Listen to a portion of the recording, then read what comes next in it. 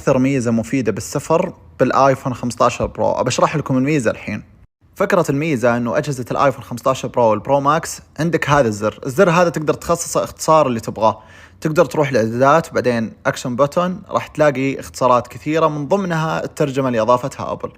الخيار هذا بيفيدك لو كنت مسافر، وحتى جوالك لو كان مقفل أو مقفل الشاشة، بس تضغط الزر هذا ما يحتاج في كل مرة تبغى تستخدم الترجمة أو تتكلم مع أي أحد بنفس لغته، ما يحتاج أنك تروح جوجل ترجمة أو تروح الترجمة أو أي تطبيق. خلاص الزر هذا موجود عندك، بس تضغطه وراح يبدأ يتكلم وراح يعطي الشخص اللي قدامك بالضبط وش تبغاه.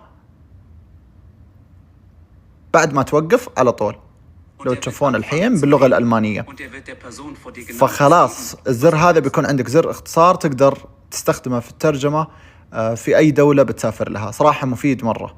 وعشان تغير لغة الدولة اللي بتسافر لها، مثلا تروح لتطبيق الترجمة الرسمي من أبل، تضغط عليه هنا تختار اللغة اللي تبغاها، فألمانية، صينية، إنجليش، أي لغة تبغاها، وهنا خلاص تخليها العربي، وبتقدر تستخدم الزر هذا كاختصار زي ما وريتكم.